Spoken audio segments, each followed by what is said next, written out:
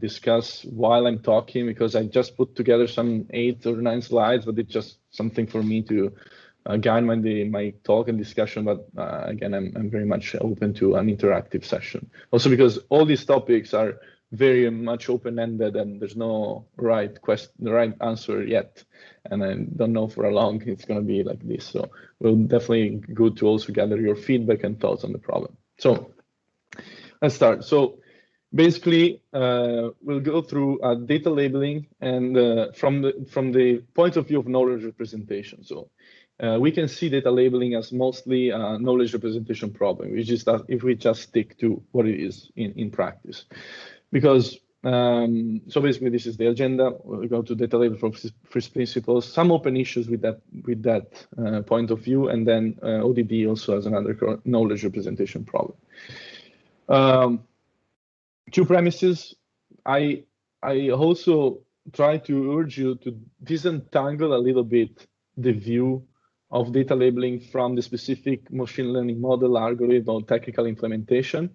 I know that the 2 are very highly related, but it's, I think, good to just try to abstract away from that to see the thing for what it really is.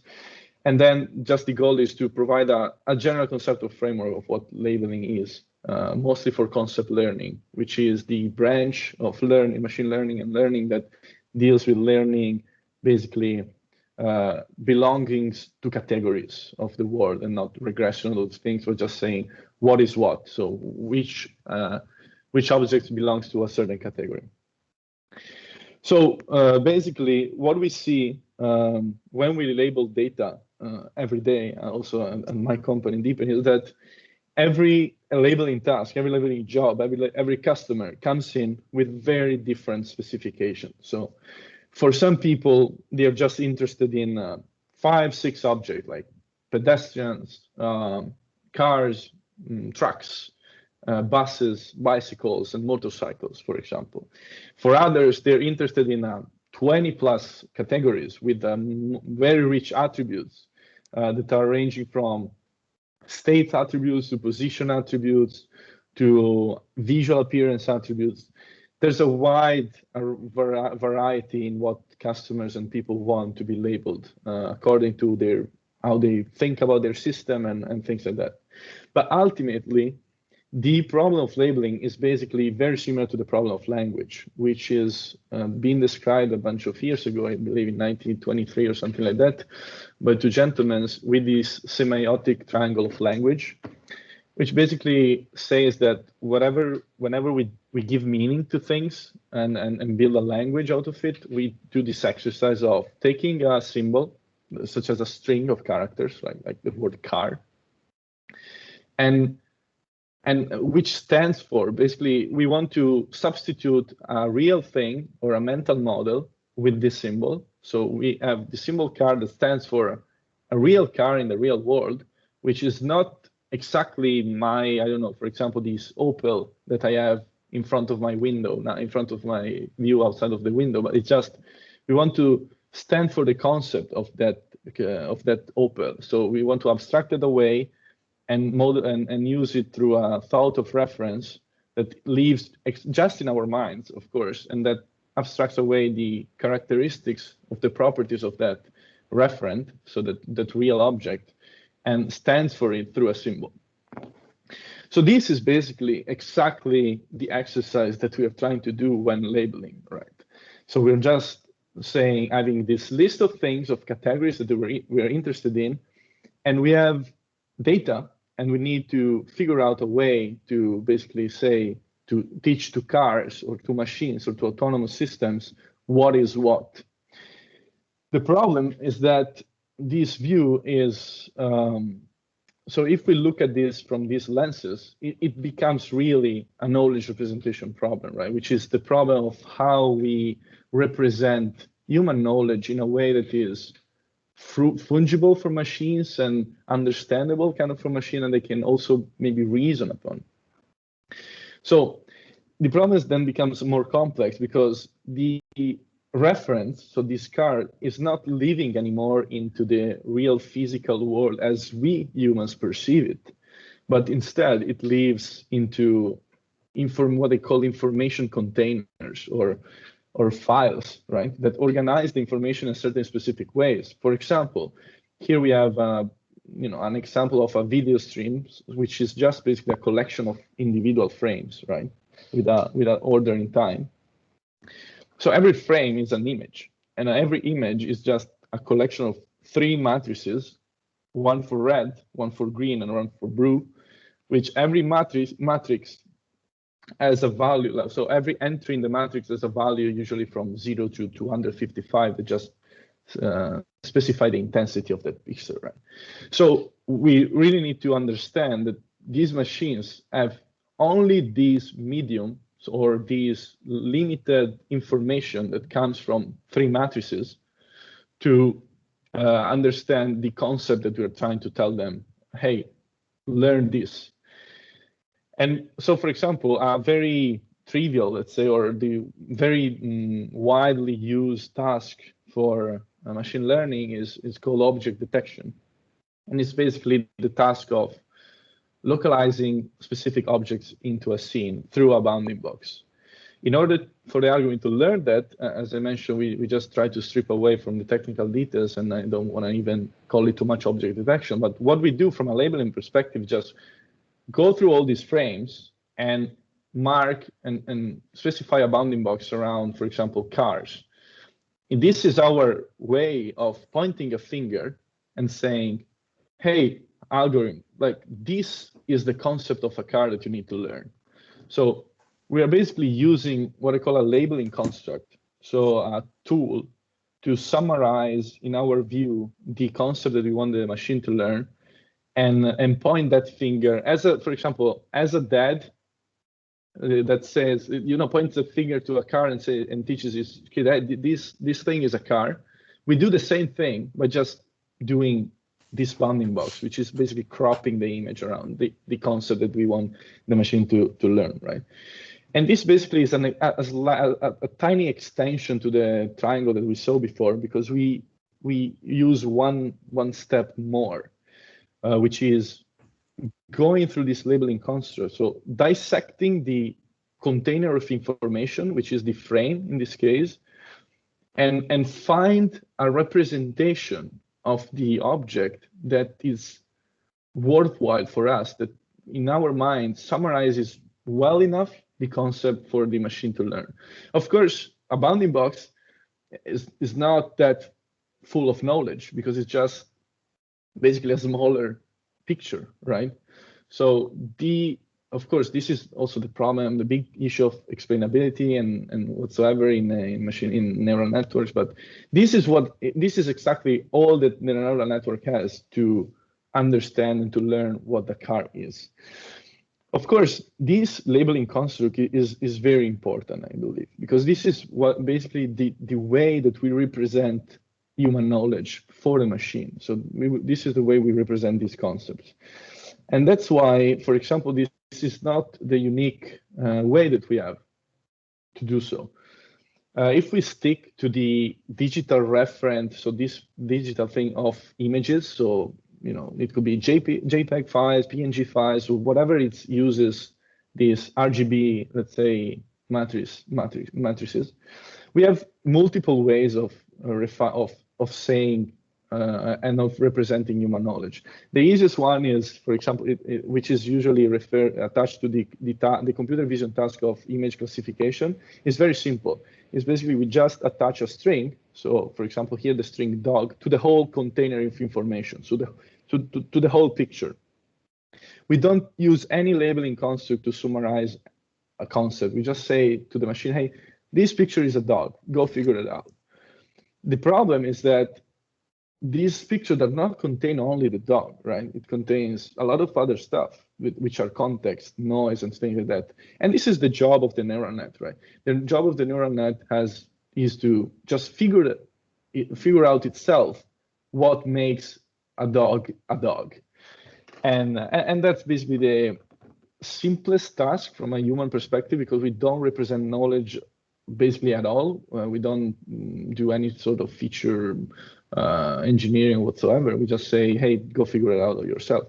This is a little bit problematic sometimes. Okay, we know that theoretically, in machine learning, theoretically, if you have infinite data, you're done. Like the neural network will solve this and will just understand and be able to detect dogs in whatever image you submit to them.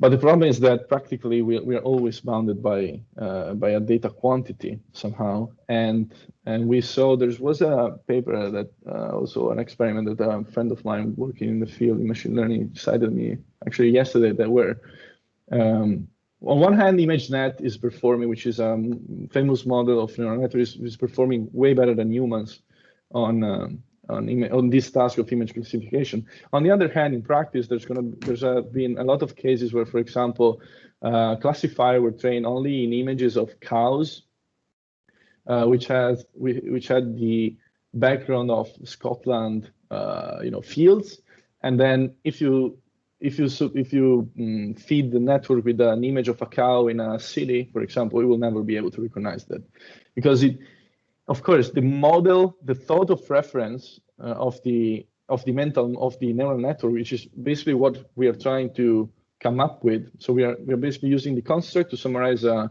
concept, but then we have no control over this thing for a neural network. The neural network will figure it out itself, and we don't know what this thing is, right?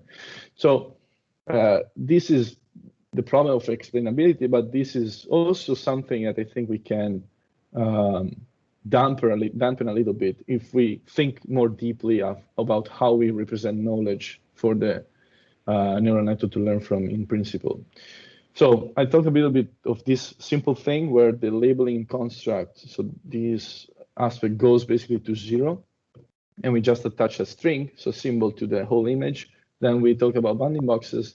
There's another way that we have as humans to represent knowledge in images, which is usually it's attached to the task of semantic segmentation, but this is not a computer vision task. This is just labeling. This is just how we represent this concept, and which is basically, in this case, as a list of pixels. So for example, this car is just a list of all the pixels that compose the car concept. And this is for the trees, buildings, pedestrian, etc. So this is a little bit more refined, for example, than this, because we have a little bit more granularity on the information of the localization, about the localization of the entity and what it really is made of. But for example, this also from how we label, from a human knowledge representation, is a little bit problematic, because what we are saying here to the algorithm is not this is a car. It's just that all these blue pixels are made of the car-ish material kind of thing. In this picture, in this task, the model is not able to distinguish between instances. It's just able to distinguish between sort of, let's say, materials of stuff. So this piece of the image is made of sort of a pedestrian material, but this thing is exactly treated the same way of this. The algorithm doesn't know that these are two different basically entities. So it reasons in a very different way than humans, right? And that's why the whole point of what I'm trying to convey here is that we probably need to think more deeply about how we do labeling first, because whatever we do here is basically a human representation, a human knowledge representation of the concept that we want the machine to learn from. And these things might not be rich enough. So the world in autonomous systems, I think, is now dividing itself into two main directions. One is going towards end-to-end deep learning. So these things are not even done, or are done just in a minor form or for specific subtasks. But the whole goal is just to have an end-to-learn pipeline that says, this is the raw sensor input, and this is the exact, for example, path that you need to follow. And then you, as a deep learning model, need to figure out everything else. So this is also partially like implemented through reinforcement learning, or a little bit of imitation learning, which is basically you just label data by driving right? But there's no human representation whatsoever. There's no even human understandable layer whatsoever between input and output. Everything is in the hands 100% of the deep learning system, basically. This is great on one hand because it really, we are seeing some breakthroughs, and it really could be, a good way forward. There are a bunch of startups carrying out this model, but of course this is a huge issues in terms of explainability, safety, and liability, because we really don't know what these systems are thinking about. We really are not aware about understanding what's going on inside of their mind. While on the other hand, the other path that I see in the industry is going through more so-called neurosymbolic approaches, neurosymbolic AI, where we think a lot more about how we represent knowledge for machines and how we encode, we label things, and how we modularize the technology so that we can have always keep an eye on the basically on the pieces of what is the input and output from the blocks, but also we can open the black box and see inside of it. And this is also the path that a lot of big players, big OEMs, like the traditional car manufacturers are converging towards a little bit, I believe. And that's why we need to think more about representation. So for example, what I can envision being happening in the future in this field, this is my personal view of things, but is that we started seeing something in the research going towards that direction, is that we'll build basically semantically rich description of the scene with which will probably make use of mediums like knowledge graphs or even heterogeneous graphs that gives a very complete description of this thing in terms very close to natural language, ideally, which is say that, like, this guy is on this lane, which is next to this other lane, is running towards this other guy. So it's basically a very semantically rich representation of the scene, which gives us more power on understanding and also on giving the networks and the models and our technology the idea of which are the concepts that we care about as humans, right? So why I told you all these things, basically because there's also a moral aspect to this, attached to this, I believe, because every day that I in my job, I see new labeling specifications coming in from industry players. And sometimes I find like the distinction between child or pedestrian, and sometimes I just treated as pedestrian in any case, right? Like I just want to label pedestrian. I don't care about even if a child or not. So do we need to care about it? I mean, is ethically something that needs to be regulated?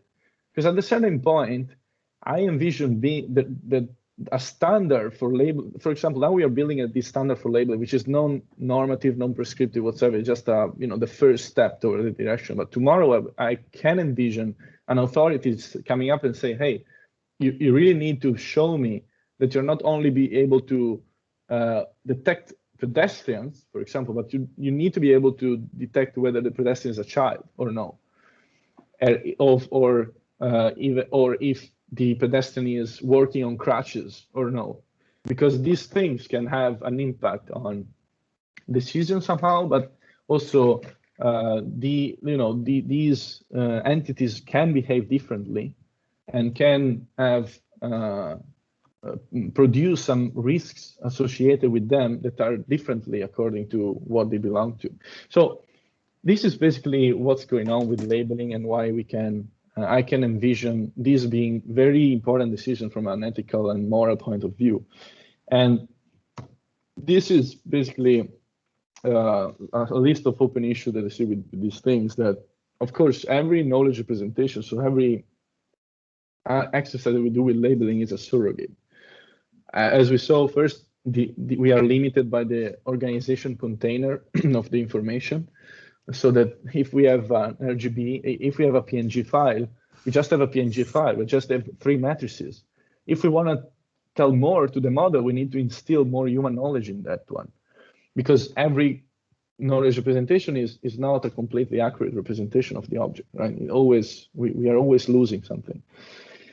The other problem is that, of course, this is a trivial problem. I mean, this is something that everybody knows. There are infinitely many edge cases in the open world, so that it's very hard to put things into categories, into buckets, because as you label data and tons of data, you will see that even if you work a lot and you put a lot of effort in engineering the taxonomy, the ontology behind it, and the categories that you're using, you will always find a weird edge case in your data that you're still wondering and scratching your head and say, oh, okay, what's this thing? How do I call this thing? Is it this category, or is it probably doing this action or this other one? So, we need to find ways to and find trade-offs to deal with this problem.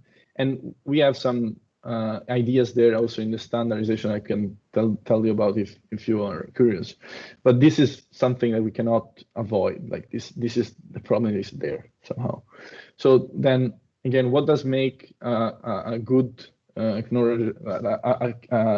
so knowledge representation, a good and fair one? This is the problem that I just mentioned you about. Should I distinguish between child and pedestrians, or for example, or is not something that I should mandate?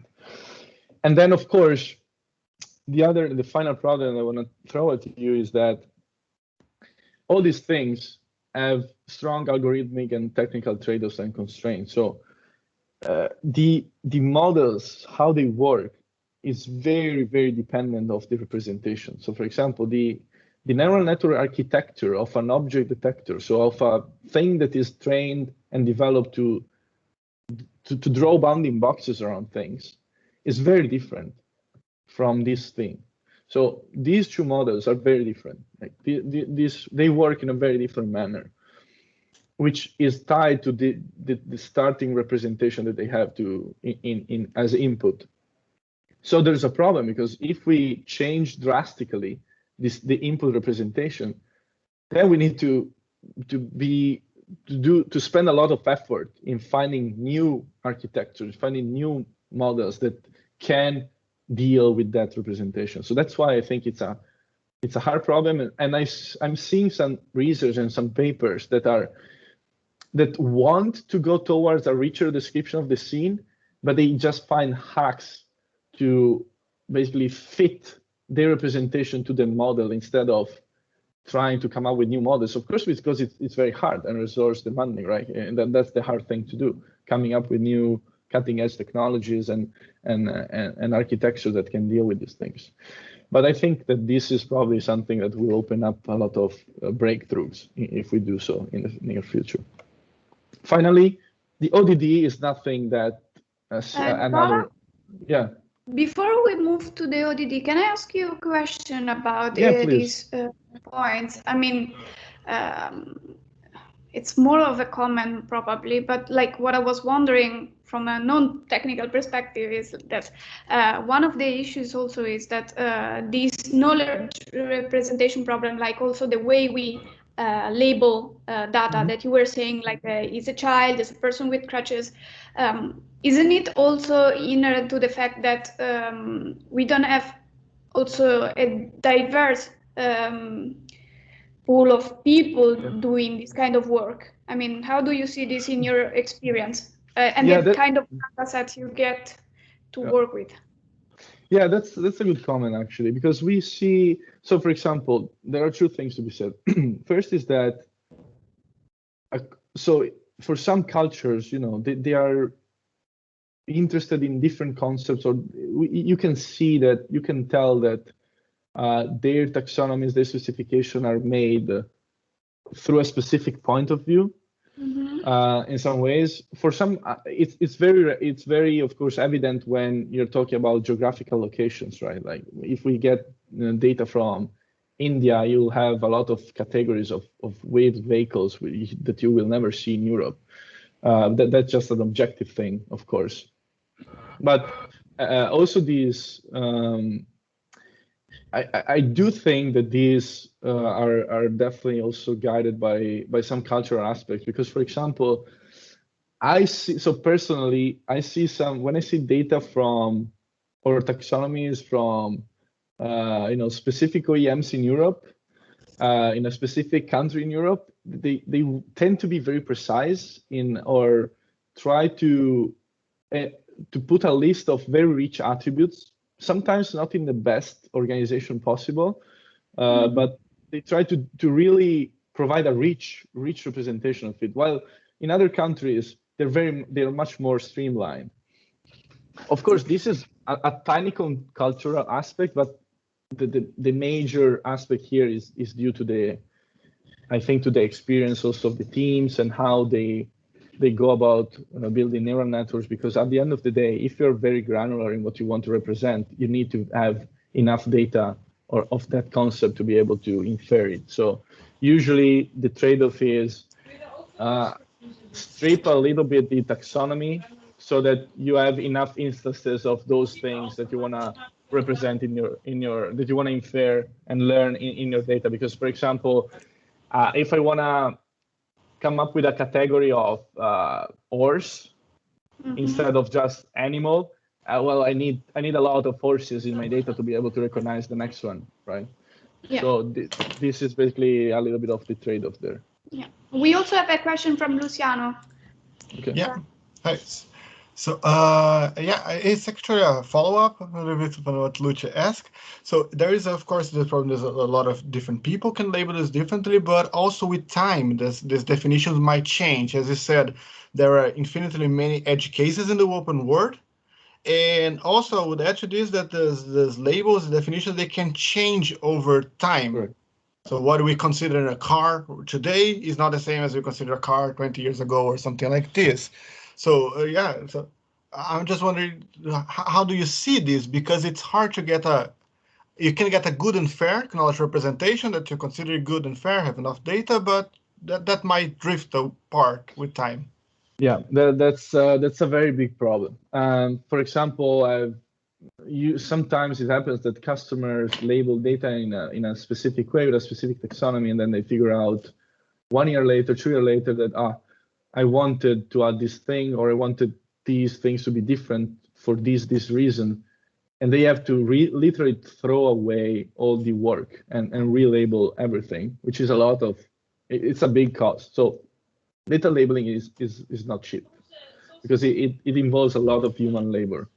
And this is a problem that we see in the industry. So what we are trying to do to partially solve that this problem is not going away easily, but partially solving it by coming up also with this standard called OpenX ontology, which tries to be a very comprehensive and detailed ontology of the domain of road traffic, so that we are trying to put definition of what a car is, what is built, what are its parts like wheels, doors, whatever, where a truck starts and a car ends, and how are all these things related. So a real ontology, basically a knowledge graph, and open label. So the standard of labeling will make use of that ontology to label concepts in such a way that at least partially all the new, for example, data set can be mapped to each other thanks to the ontology. And if I am a manufacturer that I'm using one version of the ontology, one subset of it, let's say, and I want to extend it or modify it, I can use this big monster to just map my concept around. But of course, this is not the panacea. Like, this doesn't solve all the issues, but it's at least something like a first step towards also tackling a little bit this issue. Okay. Yeah. Nice. Thanks. Thanks. We can move forwards. I think. Yeah. Okay. Yeah, it's like very close to the end, because for the ODD, what I wanted to say is basically this concept of operational design domain that is nothing new. It's basically stating the conditions under which my system is designed to function properly, and these conditions are, general, like environment condition, type of road that I want, that my system is allowed or to function or is designed to function properly, and or weather condition, etc., etc. And also some modes of working, such as speed limit, for example, or type of traffic agents that my system can deal with. So if you think about it, this is nothing new, right? Also, my microwave as an ODD, it says, or my iPhone, don't use inside of the water, for example, or below 3 meters in the water, or under strong sun that burns its circuits. This is the ODD, right? This is basically exactly the same thing. The problem is that now here we have to deal with ODDs designed around things that behaves and decide autonomously, and that has to deal with an open world context. So this makes the problem pretty hard to treat. But this is basically collapses to the same problem of representing knowledge, because we need to come up with a proper ODD taxonomy. We need to come up with a proper, which is basically a list of, okay, how we enumerate things, so that we need to list in our ODD. So my system is allowed to function when rain is up to a certain threshold, or when fog is below a certain threshold. So it's really a big problem, because you need to categorize everything. You need to figure out which are the right categories, etc., etc. So that there are, for example, there are two main approaches for ODD definition. One is bottom up, and one is top down. The top down one is kind of problematic, because exactly you need to start from the bottom and say, okay, what's my ODD is made of scenery elements, so roads, junction, roundabouts. So you have to enumerate that. It's based on weather conditions. Which are the weather conditions? You need to enumerate that, be able to measure those, etc., etc. And then it's very hard. You will figure out, if you take a map of the world, you'll figure out, okay, what's a highway here, or what really, when this is a country road, or when this starts to be I don't remember the name, but there are specific names that a lot of standards have come up with for types of roads, but you'll never be 100% sure that your street is of that category, for example. So the trade-off here is to balance the top-down definition with the bottom-up. The bottom-up is basically, okay, we know that ODD has to deal with the world somehow, with a geofence area. So we just say, I want to design my system for the San Francisco area. So I need to map San Francisco very concretely. So this is concreteness versus abstractness. Test my system in the whole area of San Francisco, and then try to abstract a little bit away some of the categories that make up San Francisco ODD, such as highways, off-ramps, on-ramps, off-ramps, and those kind of things. But this is still, you need to find that the trade-off, and there's still an open debate around where to put the boundary, how to build a decent enough ODD taxonomy for generalizing the ODD and bringing them everywhere around the world, and then how to properly instantiate it into a specific area and go very concrete in saying what's my ODD, because this is also what you really end up doing is testing and designing a system for a very specific geolocation, let's say, that then you can abstract away, go to another location, instantiate it there, and retest partially your system to account for the things that you didn't manage to abstract and that are very typical of that specific region, and that's very concrete. So there's this, let's say, concreteness, abstractness, concreteness process that you need to go through when you expand or you scale your automation capabilities to new location. That's probably something that is going to happen, at least, because I see that in the standardization world, where we are trying to standardize also open ODD, so a format that describes ODD, we are we're really, bumping our head on the wall to try to figure out how to make a trade-off for this problem, and probably this is going to be the direction. So find a good trade-off between very concrete ODD, bottom-up design, and a very abstract ODD design top-down. So there's a lot also that more than can be said about ODDs and what's in it and what's outside, but I will open up the floor if you have any questions, or would you like to talk about specific aspects of it? Yeah. Is there any question from the audience for now? Otherwise, I have a question related to this. So I was looking. Oh, yeah, there is a question. Let me see. I just stop presenting. Please, yeah. Yeah, I'm just going to jump in quickly because I have to go to another meeting. I just wanted to thank you first, Nico, for sharing your thoughts, and I think you're pointing to a lot of really important challenges in addressing the kind of normative dimensions of like what it means to build a proper knowledge graph when we think about, especially about safety. That's my concern.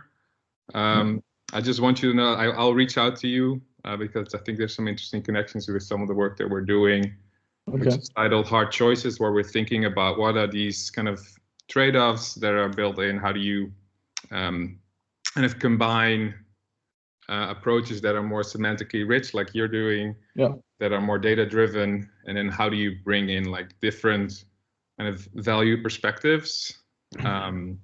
And that's where we are like kind of combining like philosophical kind of inputs with like the more technical development practice. So I have to run, but I just wanted to say that like thanks for sharing this, and I think there's a lot to follow up on. So thank you. That's great. Thanks for looking forward for it. Thanks for the comment. Is there other questions, or I had the curiosity? Evgeny. From the beach. Yeah. From Santa Monica. Nice. I wish. Hi, Nico. Yeah, thanks very much for the talk. I was so this relates more to the beginning where you talked about labeling. I was curious about your thoughts. So I think many of these kind of issues that you talked about, where the deep learning models, for example, they are not capable of demonstrating the kind of understanding that we humans have. A lot of it comes from fundamentally different way that kind of these models operate, and we in the following sense, that these models at the end of the day make classifications and predictions based on statistical correlations. So it's really correlations of input to output. But we humans operate in a much more sophisticated way, which is more like causal reasoning, which implies additional levels of sophistication, like what's a cause and effect, and counterfactual thinking, like what if I had done this like in a different way, what would be the outcome? But these models are simply not capable of this kind of thing. So they might see, indeed, like you said, if they only saw examples of cows with green grass, they might learn that a cow is green, like the green pixels, rather than what is actually the animal of the cow. What are your thoughts about, kind of trying to combine these perspectives, because also trying to adopt more of the causal modeling kind of way of thinking, it also has an important role in making these models more explainable, opening them up for scrutiny. It invites people to make assumptions more explicit about what do we put into our models. Yeah. No, this is a great remark. So I think, well, the whole field of causal learning, also Bayesian networks and everything, I think is progressing well. We are seeing a lot of breakthroughs there. But so personally, I think that we really need to converge also toward these neurosymbolic approaches, where we combine the perceptual capabilities of statistical models, as you mentioned, with some more richer knowledge representation in a cohesive way. And why I say this because even if when we talk about simply statistical models, in the exact same time that we are labeling something, we are representing human knowledge. Like we are trying to get the model to think as ourselves, even though the model is designed to just, and its nature, its DNA is just to find statistical correlation, as you mentioned. If I label a car, I'm biasing it. I'm saying you need to learn this human concept somehow.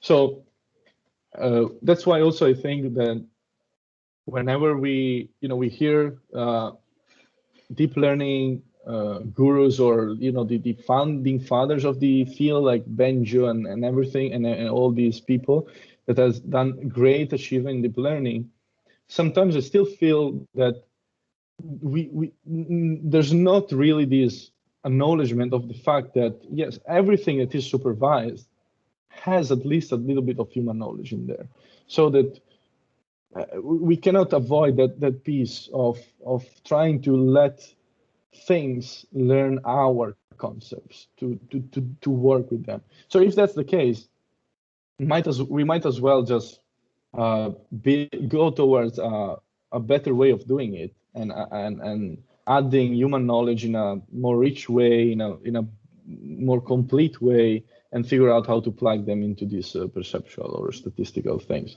At least that's my personal opinion. And I'm very ignorant in the field, of course, because I'm not Yoshua Benjo or whatsoever. But this is how I view things. If I just sit back and look at what we are doing, I still think that it's really hard to strip away human knowledge for whatever we do, because we just are wired to think in a way, and we want machines to try to think in the same way, at least partially.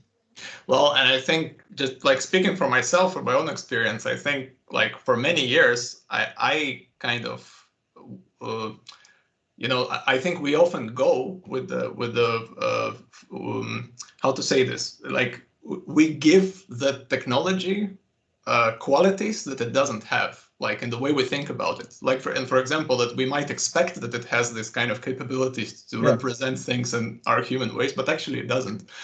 And I find that, like, as somebody who comes originally from the technical field, I think looking back for years, I would think, no, but the neural network will be able to magically, learn. And only, I have to say, only in more recent years, I really started understanding these limitations, like machine learning, at the end of the day, correlations, this is not causation. And I think this is something that also in education of engineers, this is something that can be clarified much more, and it will help us think, I think, more creatively also about the way forward. No, that's a great point. Also, it should be clarified because, and the problem is also marketing, right? Like when we read titles like GPT-3 has solved human intelligence, just because it's a very, very good language model, it doesn't have a clue of what it's doing. It's just it's just predicting the next vector of values. So also, if there was some debunking papers about it. I mean, it's very good. It's very useful. It's super powerful, also for the bad things, if possible. But that's not intelligence, right? That's not intelligence. I don't know what it is, but it's not that thing. It's just another model that is extremely good with a ton of data, like it has 13 billion parameters or something, to predict the next string of word after what it has seen. And it has, it has seen a lot of stuff, so probably it's gonna do well.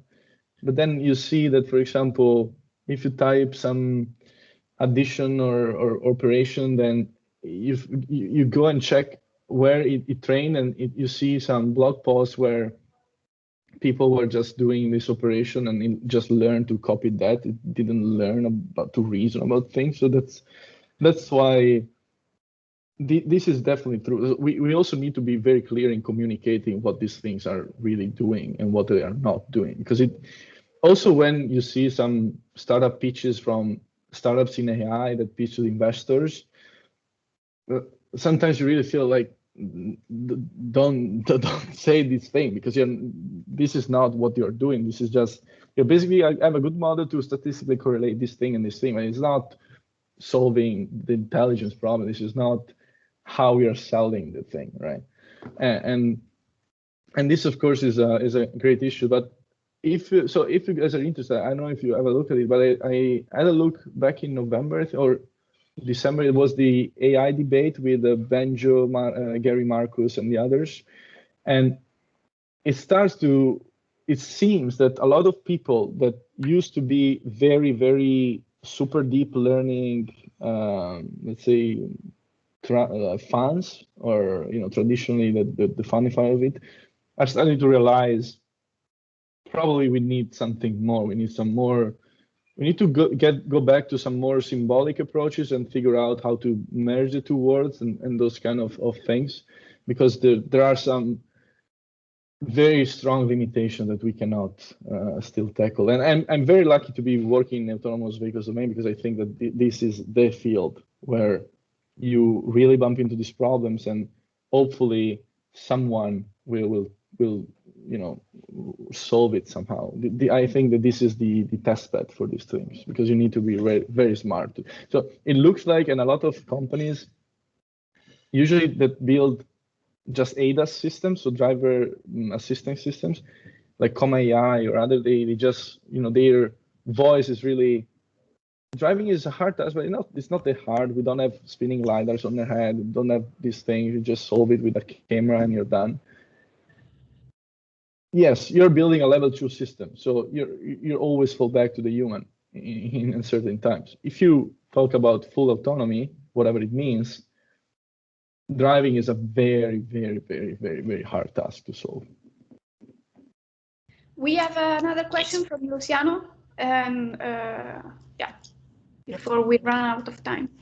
Yeah, okay. My second question. So first, let me just say, this discussion you just had here, it's really interesting. I really like this, where it was going. So I'm gonna bring this in a little bit of a different direction here. My question is a bit different, but I just want to say it's really nice, and it's really important for us to understand, if you wanted to just delegate all the tasks and all the responsibility to machines, and where are we as humans? So where can we still be responsible for for any of the behavior if you cannot really understand, So really nice. My question is, when you were talking about ODD, the examples you gave, they are a lot like looking to the outside. We're talking about roads, if it's a highway or not, if it's about the pedestrians that are there. So there was, of course, a little bit on the representation. So, but I'm just wondering, should this ODD, so the ontology you're working on, are you also looking inside the car? So looking who is driving, what are the emotional states of who is driving? So should these kind of looking inside be part of the ODD, and how do you see this? Yeah, thanks for this comment. That's my point of view. I'm trying to influence as much as I can the people, also the community I'm working with in the standards, because it looks like traditionally, or the majority of the industry is leaning towards ODD is everything outside, nothing inside. But it's weird, because I don't think it's the right way of approaching it. And why? Two things. First is that internal states are very important. Today you have light bulbs, like, saying, hey, you need to check your lights or something. Tomorrow you don't have this. You have a system need to figure it out. So there are some internal failure states that could be part of an ODD. Now the discussion is, yeah, but those are just failure states. We just call them failure modes, and we strip away from ODD. The problem is then, okay, but these will probably affect how you behave, and also they can put conditions on ODD. So there's this notion of conditional ODD. If you have the battery is, I don't know, over 50 degrees because of overheating something, then you probably need to restrain your ODD and restrain your velocity, or if you have a sensor that is failing a little bit, then you probably say, okay, my ODD is not anymore okay with rain. If it starts raining, because I have this problem, I need to stop. So these are all relevant things that we need to touch upon. And this is a great comment, because I really think that internal state and internal things are really need to be part of an ODD. The industry, the audience, the community is still fragmented on this opinion. Last point I want to mention, this is also, which is another topic recurrent in my standards, is the behaviors. Are behaviors part of the ODD? So behaviors are still, by behaviors, I mean other agents' behaviors. I think so, because, for example, I can have, and data that is collected by autonomous vehicles is also behaviors. Like, I can go around San Francisco and build let's say a behavior map with all the trajectories that dynamic agents perform over time in all my runs that I see through. I pass through this street in San Francisco like 1,000 times. I collect the trajectories and I put it there. I can build a statistical model that says, in this piece of the world, these behaviors are way more common than in others. So I think, well, should this be part of my ODD? Probably, because I need to figure out whether my system is trained well enough to deal with jaywalking homeless people in downtown San Francisco or not. This is ODD, right? I mean, it's a statistical ODD, it's a kind of a probabilistic ODD, which is also another topic we are discussing, but it's part of it. You won't have probably a lot of pedestrian, homeless, jaywalking poor people in downtown, I don't know, in a small town in northern Italy, right? You'll have them in San Francisco a lot, I can guarantee you. So you need to, be able to specify that as a specification of the system that you are able to deal with that. Okay, nice. Thank you very much. That was really interesting. I think I can speak for myself and the others. It was really interesting, Nico, and we will follow up Awesome. maybe with another chat. I know you are also busy and we also have another meeting, so I want to thank everybody who joined, and you especially. Thanks again, and enjoy the sun also for us. Thank you, I will. Yeah, and I hope to talk to you soon. Yeah, okay. Thanks, everyone, and feel free to reach out. My email is nico@Deepen AI or LinkedIn. Works. Thank you. Great. Bye. Bye. Bye-bye.